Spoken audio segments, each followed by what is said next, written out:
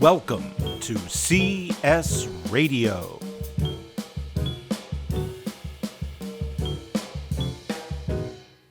Hello, everyone, and welcome to episode 237 of CS Radio. I'm J. Michael and I'm Natty Leach. I'm back. He's back. We missed you. We missed you terribly. We thought about it all week. The day of was horrible. It was a terrible, terrible episode. Dustin, he could have been better. I could have been better. It's very nice of you to say, but it's not true.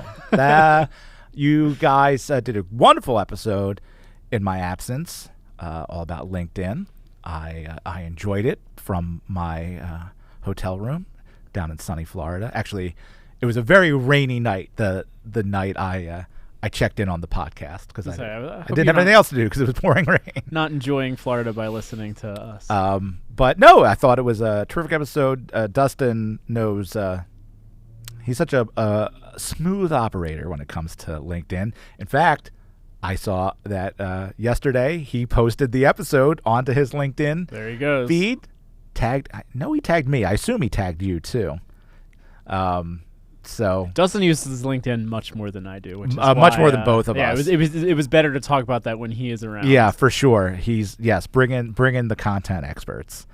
So I was away last week, and I'll be away again next week. So you'll have Mr. Miller back again. But next week I'll be traveling for business. I'll be once again going down to the Austin Film Festival's Writers Conference. So when I come back, we can do a deep dive on what I've learned about sort of the state of the entertainment industry right now. But last week, it was pure vacation, just some leisure time. Went away with my parents, went down to Florida, went on some amusement rides, ate some really good meals. What more can you ask for? A second week, a second week away. And it got me thinking, I mean, obviously, for Florida in general and Orlando specifically, the tourism trade is such a massive economic engine down there. For sure. And it got me thinking about all the different job paths available within leisure and hospitality, and I thought we'd kind of take a deep dive this week and talk about leisure and hospitality and use it as a way to discuss, again, those sort of unexpected career paths within industries. Yeah. So obviously Disney's down there, and I'm sure I've said this before, but many years ago, you and I were at a NACE conference in Vegas, and I went to a presentation by the Disney recruiting team. And they were like, we think of ourselves as an engineering and technology company, at least this team, right? Yeah. And it's really hard for us to compete with, even though we're Disney, it's super hard to compete with Google and Meta and all of that. But we're doing groundbreaking tech stuff, and we need, really smart engineers. And I was like, yeah, you don't think about that, but somebody's going to make those rides do super cool things. They talked a lot, so even like, all right, maybe that's not the most obvious thing about Disney in general, but you go, okay, well, they have all those rides, and those need engineers to make those rides. But then they talked a long time about the Magic Band system that they have, which is the sort of this wristband that you wear in the park to get entry. Definitely a lot of RFID It's all RFID technology, and they asked the crowd, what do you think the most valuable part of that system is for us? And people were like, oh, it makes it easier for people to buy things. But he's like, nope. It's crowd control. Yeah. So that we can see, everybody's in Tomorrowland right now unexpectedly. Let's send some characters out in Frontierland, or let's do something unexpected in front that'll draw the crowds, or let's open up a restaurant or something to get people to go to another place so we don't have congestion. They're literally playing Roller Coaster Tycoon. They're playing Roller Coaster Tycoon. And then they talked about, also like, again, in an age of big mega conglomerates, they also own ESPN and all the amazing camera technology that ESPN has invented. to track balls and Because fly over especially stadiums. this year, there's new stuff with the technology within the football. I mean, that might be less related directly to Disney. I'm not sure if that's every single game and they've standardized it, or if it's just for certain either Right, but broadcasts or either way, stadiums. the broadcasters have to adapt to it, Yes, right? So, and I know, I went to a lot of Phillies games this year. There were definitely new cameras in Citizens Bank Park on tracks flying over the crowd and stuff. So, yeah. So I mean, all those small changes affect everything in that operation, between the teams themselves playing and adapting for it if necessary. I mean, there was a football game 2 weeks ago that the kicker hit the wire for one of the cameras. Oh. And apparently it didn't get noticed until afterwards, and so they just ruled it a missed kick. And then there was a whole controversy about how he really should have gotten a re-kick because it hit a camera wire, and that should have been deemed a re-kick opportunity. But there's the officiating crew. There is the staff that has to develop all these things. There's the communication to the broadcasters and everyone else to be able to communicate these issues. That's a prime example of where something like that happened and it wasn't communicated well enough, both to the officials and on the broadcast team and to the teams themselves in a fast enough fashion to actually account for it. So it's weird how these small things will then ripple out to all sorts of different teams and areas within even just one setting. Yeah. So we've already gone down the path a little bit, but if we were to take a step back and I were to say to you, Natty, I'm interested in a career in hospitality, leisure and hospitality. What's the first thing that comes to mind for you when I say something like that? Do you mean the first employer or type of job? Type of job. Because I think a lot of it is, I think so broadly that there's so many different ways that you could take it. I think the first, when someone says hospitality, the first thing I think of is hotel administration or something along those lines. I had a friend who used to go to, I think in the Ivy League, the only one that has a very specific program like that is Cornell has their hospitality, the School of Hospitality, which is an extremely good program, but it's very unique, I think, to Cornell. And he was really interested in just learning more about the business operations of hospitality, how to best look at that from all sorts of different perspectives, not just the business side, but also the actual interacting with guests and patrons side, what all needs to go into staffing the hotel correctly. Analyzing the different trends there to make sure it's a successful business. We have a case that we do in consulting all the time that we were talking about earlier today about a hotel and their operations. So there's so much that goes into that. I mean, what were you thinking? What comes to mind for you? That's just what jumps out to me right away. I think if a student came to me and said, I'm thinking about a career in hospitality, hotel management comes up first. Restaurant probably comes up second. Here on the Career Services website, we bundle hospitality alongside sports. Yeah, I was just going to say. So I think that it gets combined in interesting ways. Yeah. And I mean, sports kind of doesn't make sense. I'm not sure. I mean, from a leisure perspective. Yeah. I think it's within leisure. And so, I mean, again, but I think this is the perfect example because even within hotels, you might be customer facing about the experience, but you might be on the back end. Think of all the complex technology that goes into booking hotel rooms and having magnetic card readers and things like that. So you might be on the IT or tech side. You might be on the accounting side, marketing. So all of those, so again, it's a big, wide spectrum of things. I think it's the same thing with sports. You can be involved with the team. And even within that, you could be a trainer. You could be a coach. You could be a player. You could be a marketer. You could be an accountant. You could be the stats person. It's a huge data industry, right? But then you have the ballpark side of things and the customer experience side of things, the food service, and they all rent out Citizens Bank Park. You can have the an Link. event. They all get rented out to all sorts of different places. So in a lot of ways, you are managing the space, which kind of overlaps with hospitality. Yeah, because they'll do concerts. You can do private events there. You could get married there if you got the money. Do you have the money, Natty? I don't. I was talking to someone recently who was talking about how they are going to get married at the Link. Get out of and town. that they're using the locker rooms or something as the bridal room and the groom's room between the home team and the away team or something. That must cost an insane amount of money. That's all I could think about. I don't even remember who it was that was saying this. But it was some friend of a friend or something that was talking about it. Wow. Seems elaborate, but I think does just point to the idea that there's so much. I guess they really love the Eagles. They do.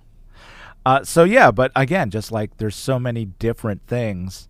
But I do think, in general, when we think about hospitality, I do think most people probably think of the people-facing side of it. Yeah.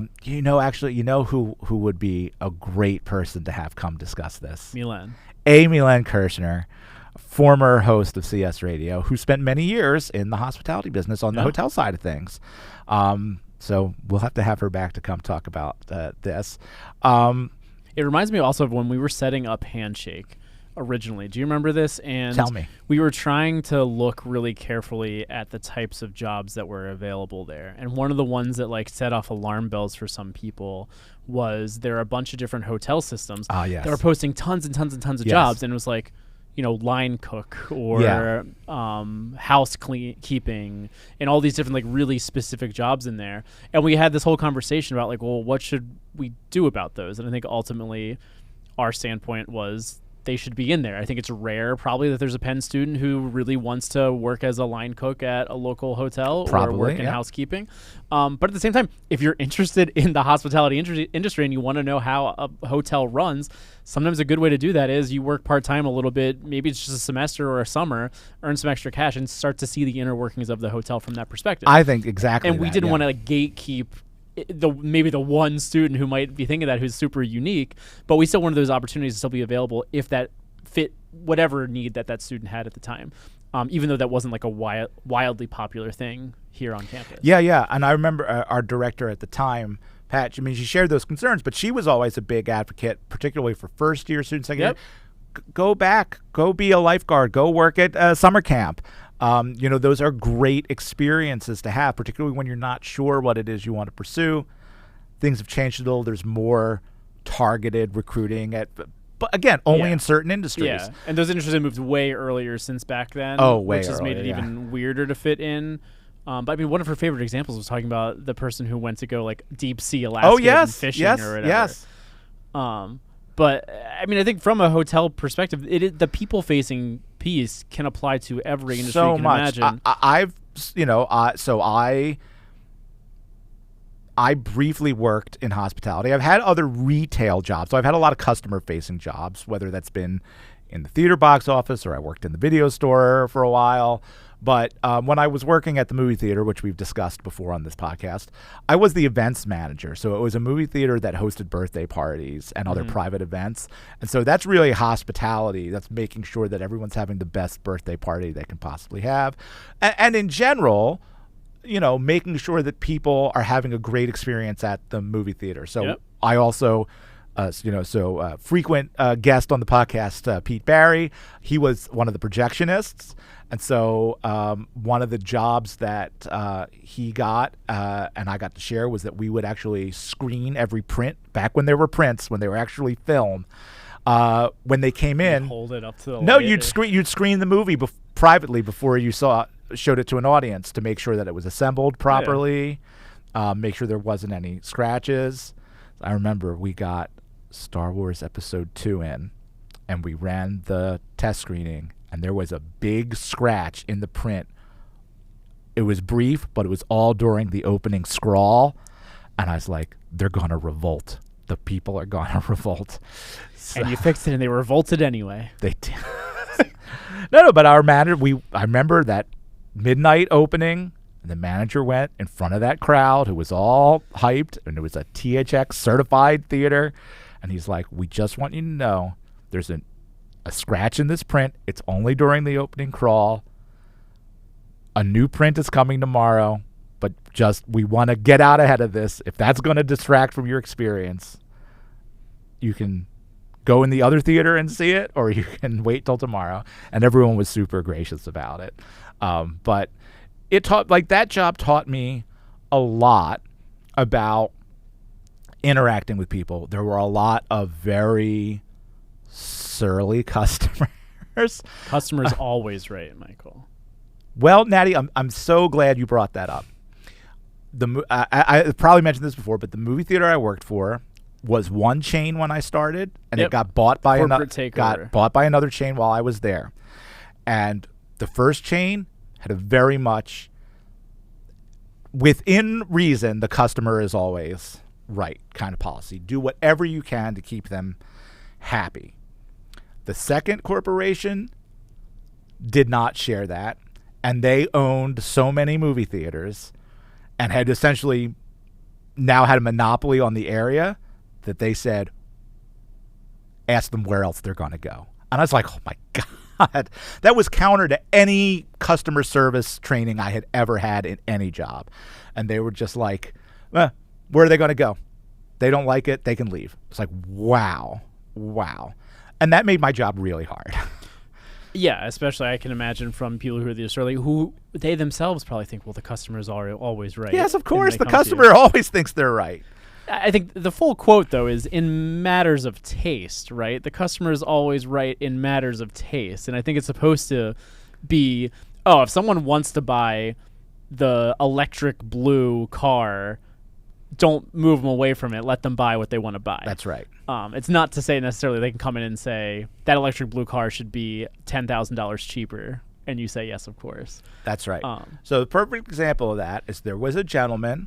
He always came in as soon as we opened. He liked to see the first show of the day, and he liked to have the popcorn freshly made without salt. Mm-hmm.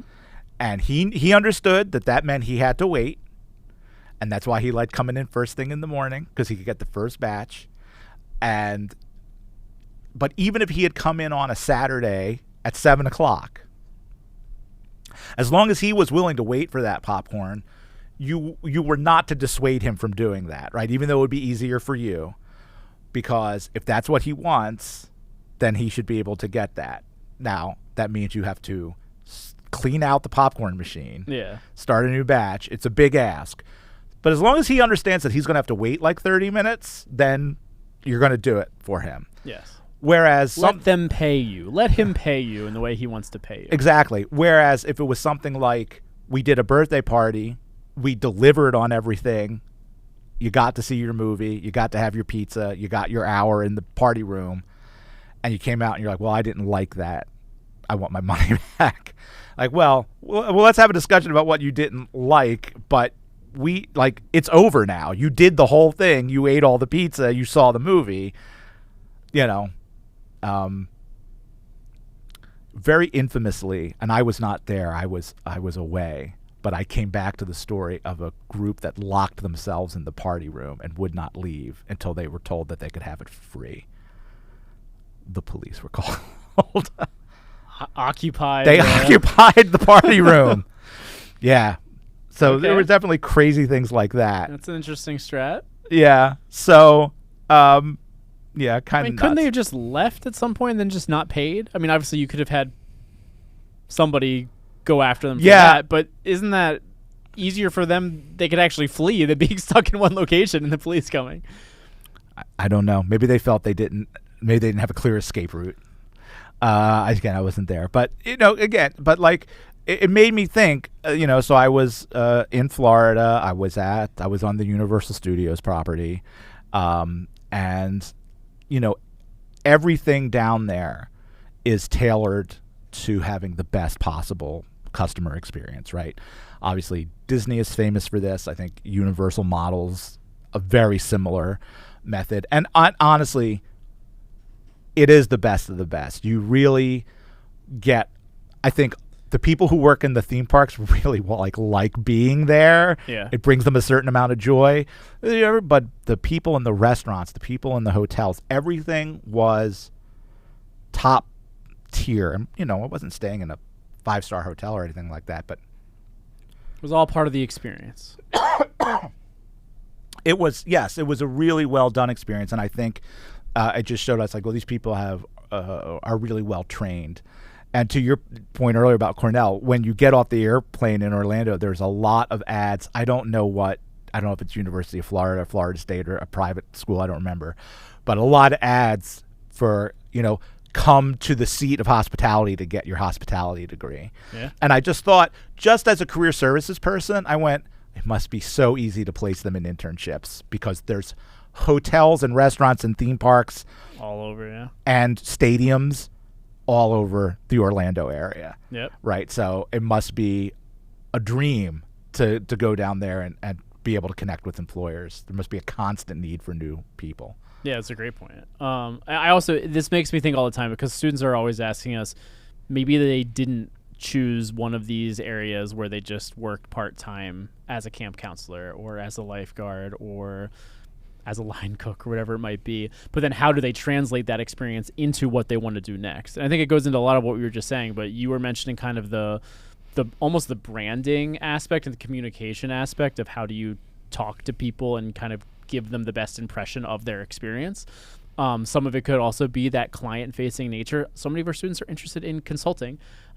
Consultants work with clients. It's such constantly. a people-facing thing, yes. And sometimes when we do case interviews, this comes up too, where it's like, it's not just, there's going to be a math problem that you have to solve their business problem and think it through, but also, are you going to build good rapport with a client in a way that makes them feel comfortable with you talking to them? I so wish Milan was here, because of course Milan went from hospitality to career services to consulting.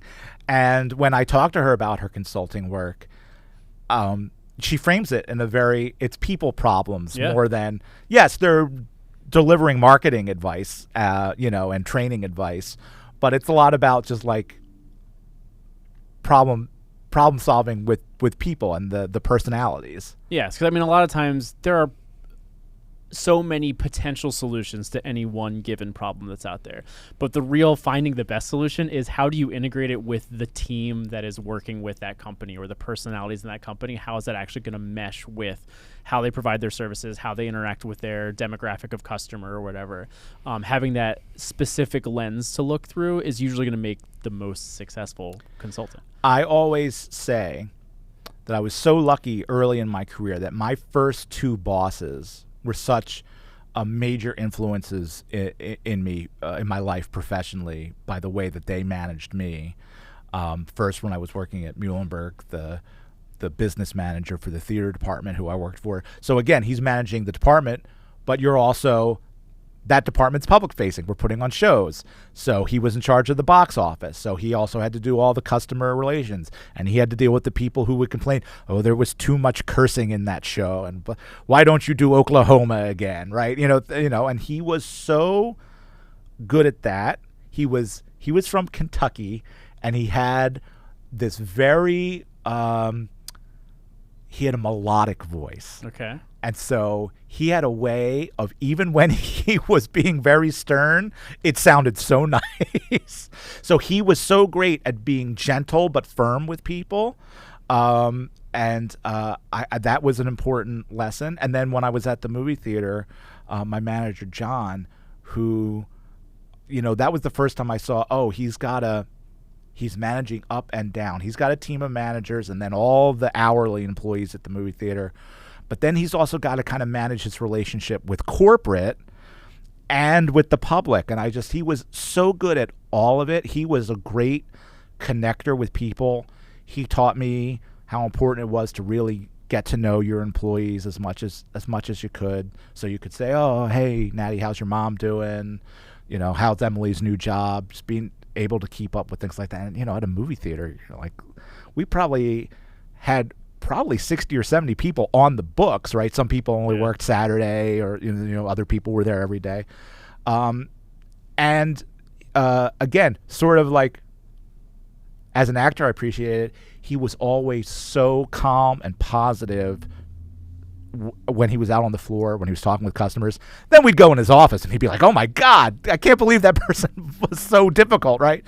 But he never, unless he was really pushed, and we had some people push the envelope, but he could just be, he was so good at making people feel heard. Mm-hmm. And he would say, I hear you, and I understand you. Here's what I can do. I can't do any more than this. And sometimes you still need to, it's a mix of you can still be firm to what is best for, sometimes it's the company or who you're representing, while also being a clear communicator that is somewhat empathetic or understanding of also the person you're talking to. And again, it goes back to, so I'm not now in hospitality or retail or really customer facing, but I think it's really informed the way I interact with my colleagues, and it has helped me. And when we're doing the podcast, or when we're, we have to have the public face of the office, all of that experience has informed this. Or when you have to fight off a Mr. Softy turf war. Listen, it happens. It happens. Stranger things have happened, but not many. And that happened. Other duties is a sign that you would never imagine you would need to be involved with working at a school or at a career services office. We're yeah, that you know, you never know what life's going to throw you. And again, I think having been in the hospitality and customer service space helped prepare me to have those more awkward encounters. And just say, and I tried to say to that guy who was so angry, I've heard you. There's nothing I can do about it. You've said what you had to say. I've given you the information that you need to take back to whoever you need to take it to. Please leave. There's nothing more that you can do right now. And there's nothing more that I can do. So please leave. Because the only other thing I can do is have you removed. And neither of us want that. And it took me having to say that many times, but it eventually got through. I kind of wish I could have seen it. I wasn't there for the handshake free ice cream day, so I missed this whole altercation. Very few people saw it, but it will live in legend for those who were there. So do you have any other thoughts on this topic? I mean, again, I also wanted to, we touched on it, but just the idea that you can have a job function within an industry that you may not be an obvious connection. So you say hospitality, you think, all right, well, I don't want to work the front desk in a hotel. I don't want to manage events. Oh, but I want to work in tech. Well, Airbnb, Booking.com, all of those hotel booking and travel websites, every hotel has an app. Every hotel has some sort of rewards system. All the hotel has technology within it. Some have really advanced tech, the networking within. You have to have that custom hotel TV channel, and what can you do on the TV and order food and stuff so there's a tech component. Obviously there's finance and marketing, like all of these things, all of these job functions, which sometimes we think of as industries within themselves, all have major roles to play in the hospitality sector. Yeah, and I think of it as like, where do you want to draw your energy from? And if you draw your energy from, I love Mario and Donkey Kong and Frankenstein and these things that are universal, related to Universal Studios in some sort of way, then any job at Universal might make you happy because you know that you're drawing your energy from, I'm a part of the ecosystem that I love in some sort of way. Maybe it's the opposite. Maybe just you know that you love working on technology and RFID tracking systems and how you can put them into creative solutions. And maybe that ends up being at a Universal or Disney type place, or maybe that ends up being at the next restaurant that needs help with making sure that the right plates go to the right tables in an automated way, or something new in a different industry. I have a friend of a friend who works in tech, in security technology at the Las Vegas airport. And I was like, that sounds like a really stressful area to be in. He's like, yeah. He goes, but I love living in Las Vegas. I love living in Las Vegas. I wouldn't trade it for anything.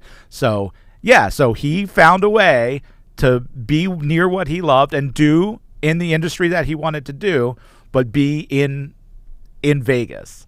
And I don't even think, I think there's perks to being near the Strip and everything, but he likes living in Vegas proper, and he likes being in the desert, and he likes all the things that aren't the touristy things. Shooting guns in the desert and all that kind of stuff. Maybe. I don't know him that well.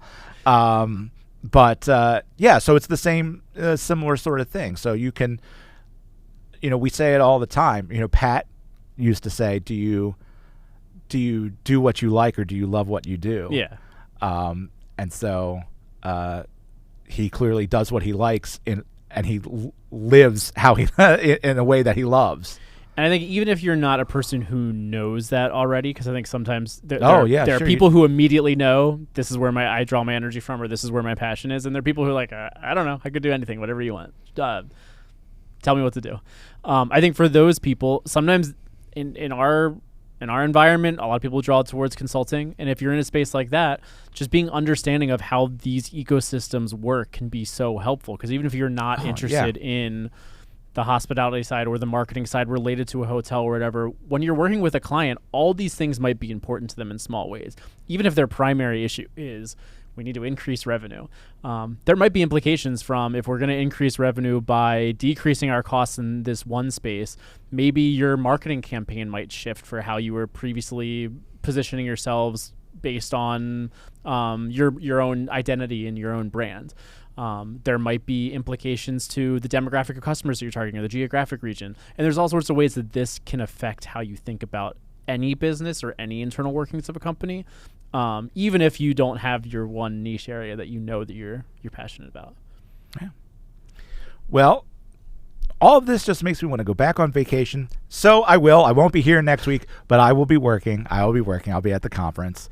But it will be another chance. I was putting on a conference. That's another area that's, the event planning side of things. Yeah. So you've got working in conjunction with the hotel people and then the actual the film festival people putting on the conference. That's a whole other, wow, what a dog and pony show that is. Yeah. I'm excited to hear your reflections on it. It's always great to hear the inner workings of the industry, especially because entertainment is very interesting to myself personally. And I'm surprised when it's not interesting to other people because I feel like it's an everyday thing that you see entertainment in some form. Of course. It's just scrolling on your phone or actually sitting down to watch a TV show or a movie or something. Yeah. So, I am eager to hear what I'm going to learn this year, and I'll be back in 2 weeks to report on it. I guess we won't have the annual visit from Pete Barry because he's not going to the conference this year. Well, maybe he could phone in to hear what he missed. That's a good idea. Yeah. But I'll be back, so I look forward to hearing whatever you and Dustin are going to talk about next week. And we'll see you next time on CS Radio. This podcast is produced by the University of Pennsylvania Career Services Office, a division of University Life. It was created by J. Michael DeAngelis and Amy Lynn Kirshner. Your hosts and producers are J. Michael DeAngelis and Natty Leach, and it's produced, mixed, and edited by Lorna Lynn. If you like this podcast, please rate and review us on Apple Podcasts, Spotify, Amazon Music, or wherever you get your podcasts. Follow us on Instagram and Threads at Penn Career Serve. We'll see you next time on CS Radio.